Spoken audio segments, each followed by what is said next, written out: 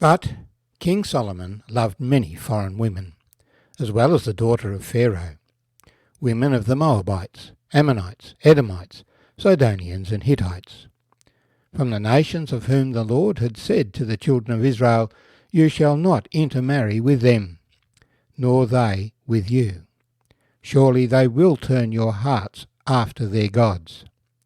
Solomon clung to these in love, and he had 700 wives, princesses, and 300 concubines, and his wives turned away his heart.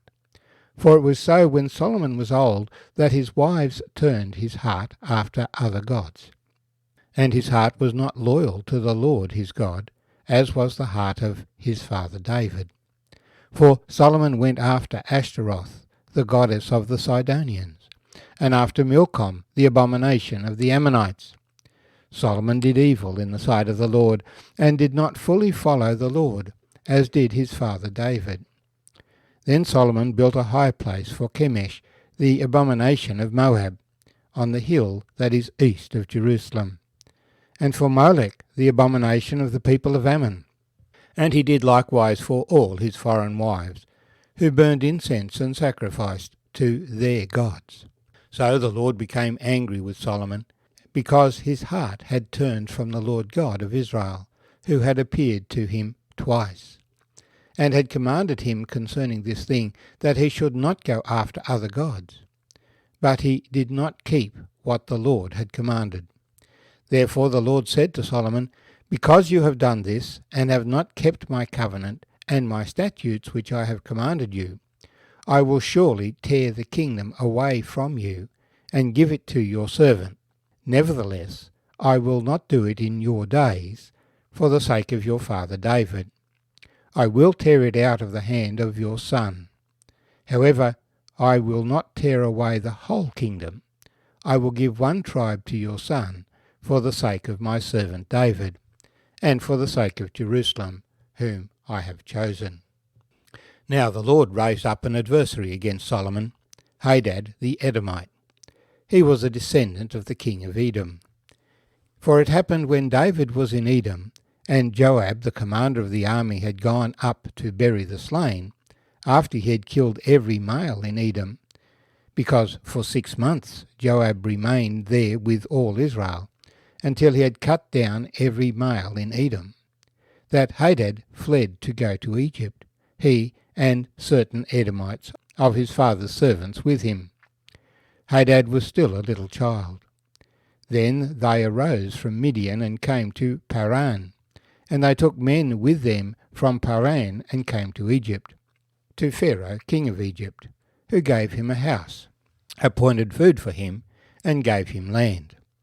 And Hadad found great favour in the sight of Pharaoh, so he gave him as wife the sister of his own wife, that is, the sister of Queen Tarpenes. Then the sister of Tarpenes bore him Genubath his son, whom Tarpenes weaned in Pharaoh's house. And Genubath was in Pharaoh's household among the sons of Pharaoh. So when Hadad heard in Egypt that David rested with his fathers, and that Joab the commander of the army was dead, Hadad said to Pharaoh, "Let me depart, that I may go to my own country." Then Pharaoh said to him, "But what have you lacked with me, that suddenly you seek to go to your own country?" So he answered, "Nothing, but do let me go anyway." And God raised up another adversary against him, Rezon the son of Eliadad, who had fled from his lord King Hadadezer, king of Zobar.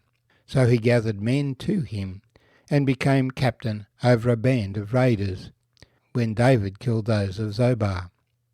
And they went to Damascus and dwelt there, and reigned in Damascus.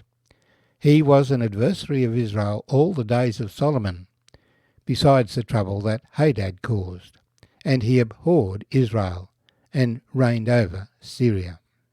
My name's Arthur, and I thank you for joining me as we share together from 1 Kings chapter 11, verses 1 to 25. In case we think that everything is sweet in Solomon's kingdom, we are told that there were some problems. The chapter begins with a big but, and the first but is Solomon's compromise with respect to women. The background of this comes in the writing of Moses. If we turn back to Deuteronomy chapter 17, we read, "When you come to the land which the Lord your God is giving you, and possess it, and dwell in it, and say, I will set a king over me like all the nations that are around me, you shall surely set a king over you, whom the Lord your God chooses. One from among your brethren you shall set as king over you. You may not set a foreigner over you, who is not your brother. But he shall not multiply horses for himself, nor cause the people to return to Egypt to multiply horses. For the Lord has said to you, you shall not return that way again. Neither shall he multiply wives for himself, lest his heart turn away. Nor shall he greatly multiply silver and gold for himself.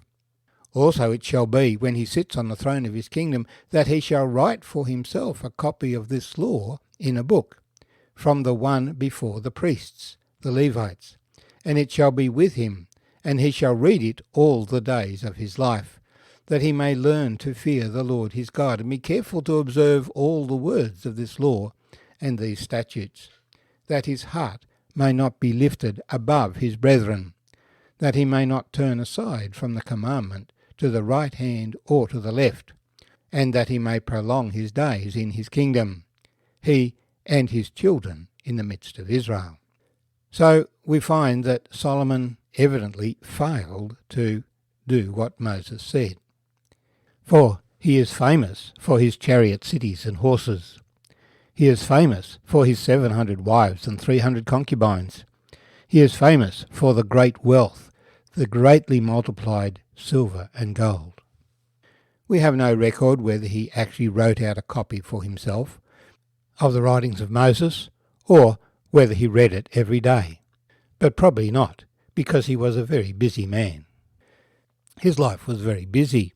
He filled it up with all kinds of things. And when you fill your life up with all kinds of things, then you have little time left for drawing near to God. Moses had said not to get horses from Egypt, but that's exactly where Solomon got them from, as he built up a big trade in military hardware, trading horses and chariots with the Hittite kings. But it was his wives who turned his heart from the Lord.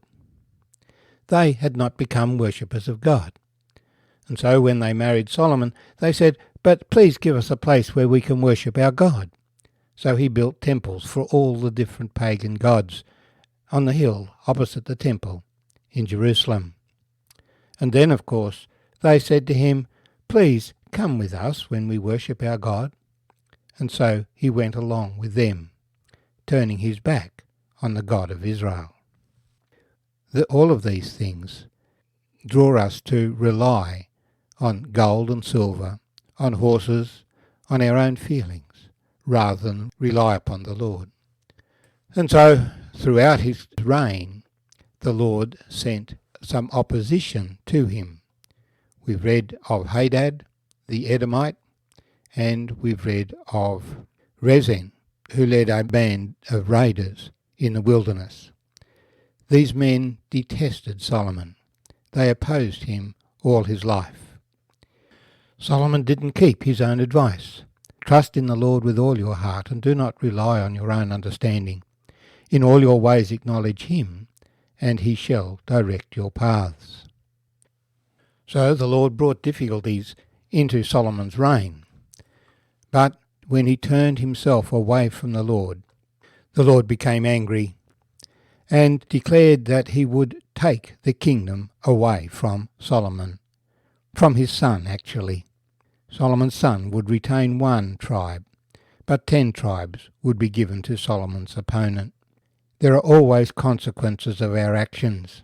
We can be forgiven by God, but the consequences flow through in this life.